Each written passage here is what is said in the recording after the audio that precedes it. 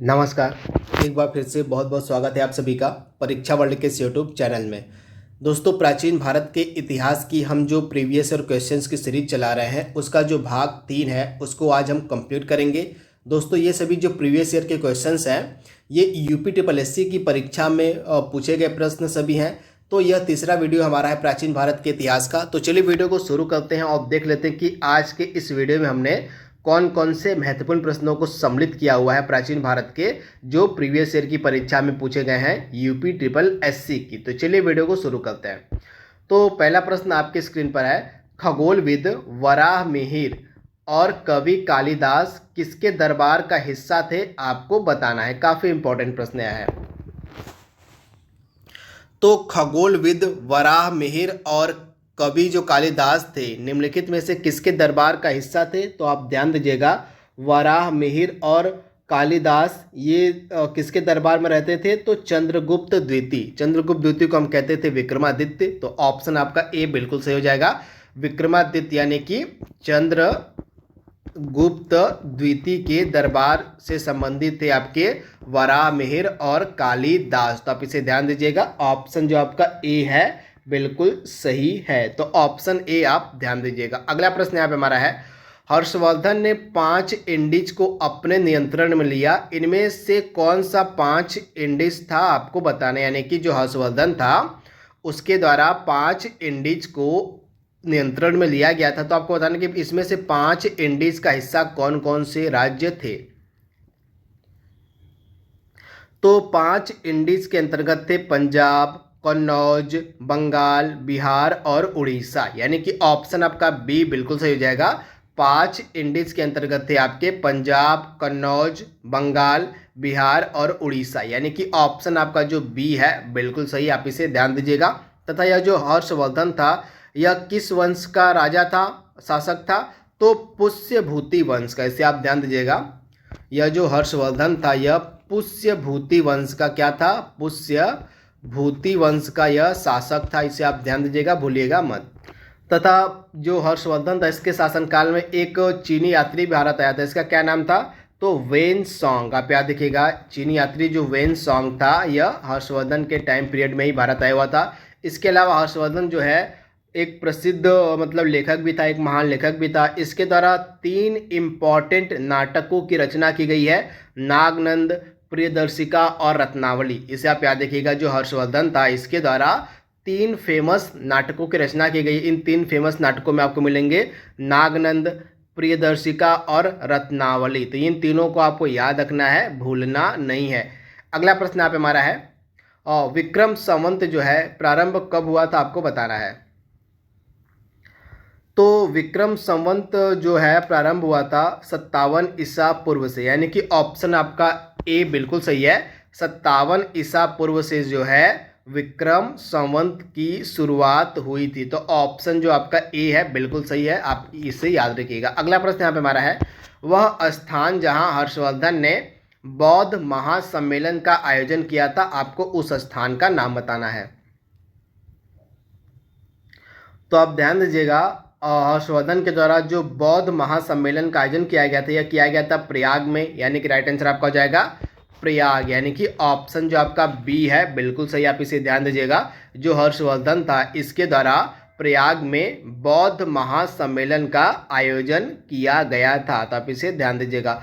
अगला प्रश्न यहाँ पे हमारा है, कन्नौज से पूर्व हर्षवर्धन कहाँ का शासक था, आपको बताना है। तो कन्नौज से पूर्व हर्षवर्धन कहाँ का शासक था। तो यह शासक था आपका थानेश्वर का। यानी कि ऑप्शन जो आपका हो जाएगा डी बिल्कुल सही हो जाएगा। जो हर्षवर्धन था यह कन्नौज से पूर्व थानेश्वर का शासक हुआ करता था। तो आप इसे ध्यान दीजिएगा, ऑप्शन जो आपका डी है बिल्कुल सही है। अगला प्रश्न यहाँ पे हमारा है, गुप्त काल की प्रसिद्ध महिला शासक कौन थी, आपको बताना है। तो दिए गए ऑप्शंस में से गुप्त काल की प्रसिद्ध महिला शासक कौन थी। तो प्रभावती गुप्त, आप इसे ध्यान दीजिएगा। प्रभावती गुप्त जो थी यह गुप्त काल की प्रसिद्ध महिला शासक थी। तथा यह जो प्रभावती गुप्त थी यह किसकी बेटी थी। तो चंद्रगुप्त द्वितीय की। किसकी। तो चंद्रगुप्त द्वितीय की यह बेटी थी प्रभावती गुप्त, जो कि एक प्रसिद्ध महिला शासक थी गुप्त काल की, तो आप इसे याद रखिएगा। तथा जो चंद्रगुप्त द्वितीय था, जिसको हम विक्रमादित्य के नाम से भी जानते हैं, इसने अपनी बेटी प्रभावती का विवाह किससे करवाया था? तो वाकाटक राजा रुद्रसेन द्वितीय से। इसे भी आप याद रखिएगा, रुद्रसेन द्वितीय से जो है अपनी बेटी का विवाह करवाया था चंद्रगुप्त द्वितीय ने, तो इसे आप ध्यान दीजिएगा। तथा यह जो रुद्रसेन द्वितीय था, यह वाकाटक राजा था जिससे जो है प्रभावती का विवाह हुआ था, तो आप इसे ध्यान दीजिएगा। इस प्रश्न का राइट आंसर हमारा हो जाएगा ऑप्शन सी। अगला प्रश्न यहाँ पे हमारा है, और 12वीं शताब्दी के आरंभ में दिल्ली पर किसका शासन था, आपको बताना है।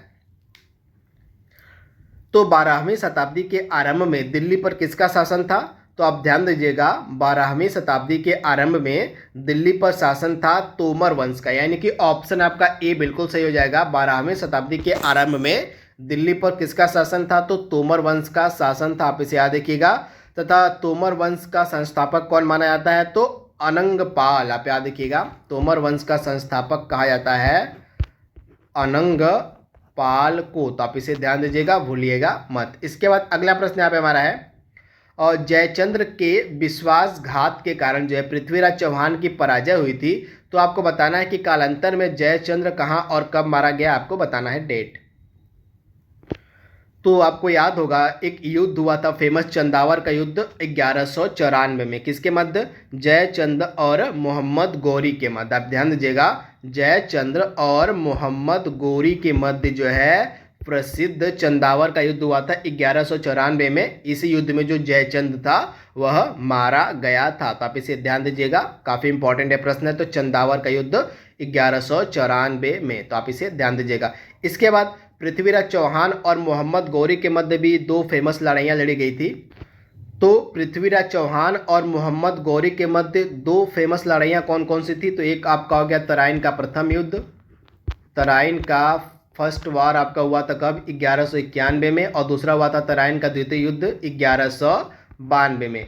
तो तराइन का जो प्रथम युद्ध हुआ था, इसमें पृथ्वीराज चौहान की विजय हो जाती है और मोहम्मद गौरी हार जाता है। लेकिन बाद में जब 1192 में तराइन का द्वितीय युद्ध होता है, तो उसमें मोहम्मद गौरी की विजय होती है और पृथ्वीराज चौहान हार जाते हैं, तो इसे आप ध्यान दीजिएगा, भूलिएगा मत। तो दोनों युद्ध आपको याद रखना है। तराइन का प्रथम युद्ध होता है 1191 ईस्वी में, जिसमें पृथ्वीराज चौहान जीतते हैं, और तराइन के द्वितीय युद्ध जो 1192 में हुआ था, उसमें मोहम्मद गौरी जीतता है, तो इसे आप याद रखिएगा। तथा ये दोनों जो लड़ाइयाँ थी पृथ्वीराज चौहान और मोहम्मद गौरी के मध्य लड़ी गई थी। अगला प्रश्न यहाँ पे हमारा है, निम्न में से कौन से वंश ने दिल्ली दक्षिण भारत पर शासन नहीं किया, आपको बताना है। तो दिए गए ऑप्शंस में से वह कौन सा वंश है जिसने दक्षिण भारत पर शासन नहीं किया था?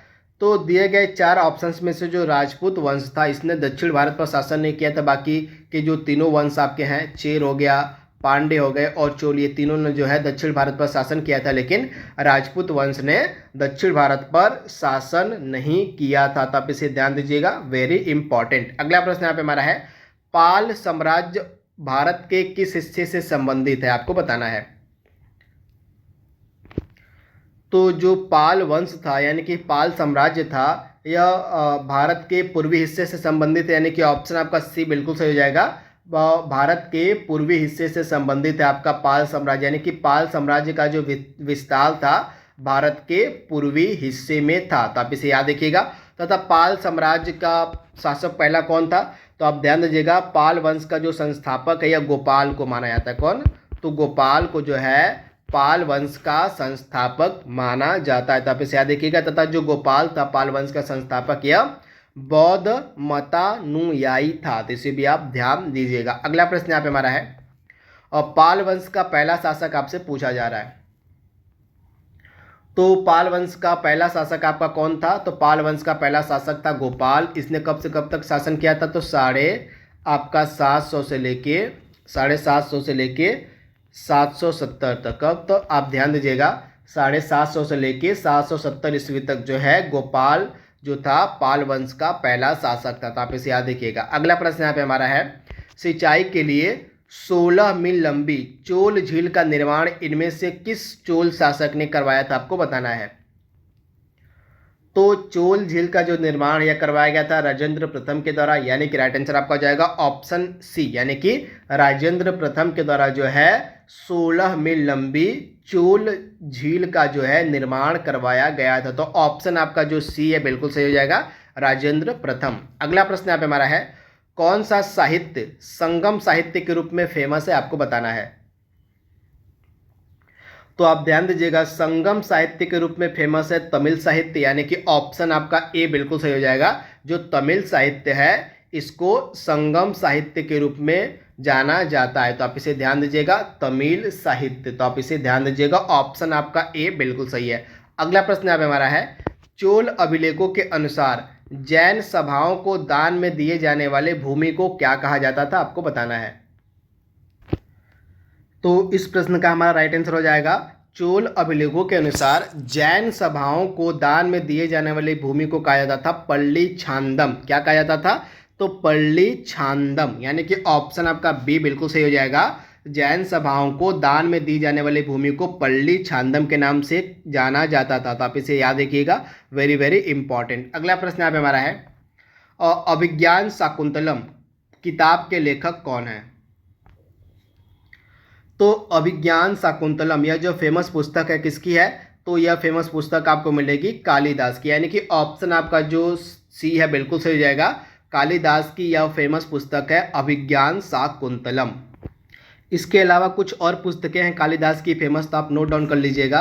पहली है मेघदूतम हो जाएगी आपकी, मेघदूतम हो गई एक। तो इसके अलावा आपकी हो जाएगी ऋतु संहार। क्या हो जाएगी, ऋतु संहार हो जाएगी, यह भी काफ़ी फेमस पुस्तक है कालिदास की। इसके अलावा रघुवंश हो जाएगी, रघुवंश भी फेमस पुस्तक है कालिदास की।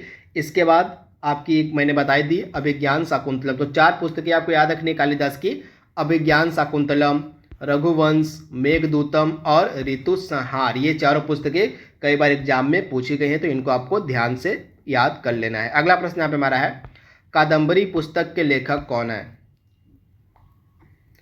तो कादम्बरी के लेखक कौन है, तो बाण भट्ट। आप इसे ध्यान दीजिएगा, बाण भट्ट जो है कादम्बरी के लेखक हैं। तो आप इसे ध्यान दीजिएगा, ऑप्शन आपका जो है बिल्कुल सही हो जाएगा, बाण भट्ट। ऑप्शन आपका क्या हो जाएगा, ऑप्शन डी। तो आप इसे ध्यान दीजिएगा। अगला प्रश्न यहाँ पे हमारा है, विशाख दत्त द्वारा लिखित मुद्रा राक्षस कौन सी भाषा में लिखी गई है। मतलब विशाख दत्त की जो पुस्तक है मुद्रा राक्षस, यह कौन सी भाषा में लिखी गई है, आपसे पूछा जा रहा है। तो यह संस्कृत भाषा में लिखी गई है। तो आप इसे ध्यान दीजिएगा, संस्कृत भाषा में लिखी गई है मुद्रा राक्षस, यानी कि ऑप्शन आपका जो बी है बिल्कुल सही हो जाएगा, संस्कृत में। अगला प्रश्न यहाँ पे हमारा है, मेगस्थनीज जिन्होंने भारत के बारे में प्रसिद्ध ग्रंथ इंडिका लिखी है, वह मूल रूप से किस देश के थे, यानी कि मेगस्थनीज किस देश के निवासी थे, आपको पूछा जा रहा है। तो मेगस्थनीज जो है ग्रीस का रहने वाला था। तो आप इसे याद रखिएगा। तथा ये मेगस्थनीज जो था यह चंद्रगुप्त मौर्य, किसके, तो चंद्रगुप्त मौर्य के दरबार में आया था। तो आप इसे ध्यान दीजिएगा, वेरी वेरी इंपॉर्टेंट था। यह ग्रीस यानी कि यूनान का रहने वाला था। अगला प्रश्न यहाँ पे हमारा है, तो मैंने आपको बताया कि चंद्रगुप्त मौर्य के दरबार में आया था मेगस्थनीज, तथा इसकी पुस्तक फेमस कौन सी थी, इंडिका थी, और यह यूनान यानी कि ग्रीस का रहने वाला था। अगला प्रश्न यहाँ पे हमारा है, खजुराहो की प्रसिद्ध स्मारक किस राज्य में है। तो खजुराहो के जो प्रसिद्ध स्मारक हैं आपको मिलेंगे कहाँ पे, मध्य प्रदेश में। तो राइट आंसर आपका क्या हो जाएगा, मध्य प्रदेश, यानी कि ऑप्शन आपका बी बिल्कुल सही है। अगला प्रश्न यहाँ पे हमारा है, आपको उस मंदिर का नाम बताना है जो एलोरा महाराष्ट्र में स्थित एक प्राचीन हिंदू मंदिर है, जो चट्टानों को काट कर बनाए गए सबसे बड़े मंदिरों में से एक है। तो उस फेमस मंदिर का आपको नाम बताना है। तो इस फेमस मंदिर का नाम है कैलाश। तो कैलाश जो मंदिर है यह एलोरा महाराष्ट्र में स्थित है, जो कि एक प्राचीन हिंदू मंदिर है जो चट्टानों को काटकर बनाए गए सबसे बड़े मंदिरों में से एक है। तो ऑप्शन आपका डी बिल्कुल सही हो जाएगा, कैलाश मंदिर। अगला प्रश्न यहाँ पे हमारा है, मथुरा कला स्कूल कब अपने शिखर पर पहुंचा, आपको बताना है किस काल में। तो मथुरा कला स्कूल जो था यह कुषाण काल में, आप ध्यान दीजिएगा, मथुरा कला स्कूल जो था यह कुषाण काल में सर्वोच्च शिखर पर पहुंच गया, यानी कि ऑप्शन आपका डी बिल्कुल सही हो जाएगा। कुषाण काल में जो है मथुरा कला स्कूल अपने शिखर पर पहुंचा था। तो ऑप्शन डी आप याद रखिएगा। अगला प्रश्न यहाँ पे हमारा है, भारत में नवपाषाण काल गुफा चित्रकारी कहाँ मिलती है। तो भारत में जो है नवपाषाण कालीन गुफा चित्रकारी आपको मिलेगी और कहाँ पे, तो भीमबेटका में, यानी कि ऑप्शन आपका जो है डी बिल्कुल सही हो जाएगा, भीमबेटका, यानी कि ऑप्शन डी। अगला प्रश्न यहाँ पे हमारा है प्रागैतिहासिक काल की चित्रकारी और प्रागैतिहासिक काल की चित्रकारी वाली प्रसिद्ध पंचमुखी गुफाएं निम्नलिखित में से किस जिले में स्थित है, आपको बताना है। तो प्रागैतिहासिक काल की जो चित्रकारी वाली फेमस पंचमुखी गुफाएं हैं आपको मिलेंगी उत्तर प्रदेश के सोनभद्र में, यानी कि उत्तर प्रदेश के सोनभद्र में, यानी कि ऑप्शन आपका डी, ऑप्शन आपका बी बिल्कुल सही हो जाएगा। उत्तर प्रदेश के सोनभद्र में आपको मिलेंगी प्रसिद्ध पंचमुखी गुफाएं। तो आप इसे याद रखिएगा, इनका संबंध है आपके प्रागैतिहासिक काल से। तो ऑप्शन आपका बी बिल्कुल सही हो जाएगा, ऑप्शन आपका बी बिल्कुल सही हो जाएगा, सोनभद्र। तो ऑप्शन बी आप याद रखिएगा। तो दोस्तों यह प्राचीन भारत के इतिहास का हमारा प्रीवियस और क्वेश्चंस का लास्ट वीडियो था। आई होप ये तीनों वीडियो आप जरूर देखेंगे। ये तीनों वीडियो जो होंगे आपके जो लेखपाल की परीक्षा होने वाली है उसके लिए काफ़ी ज़्यादा हेल्पफुल हो सकते हो। तो इन तीनों वीडियो का बिल्कुल ध्यान से अटेंड कर लीजिएगा। तो आज के लिए बस इतना ही। Thank you, thanks for watching, thank you.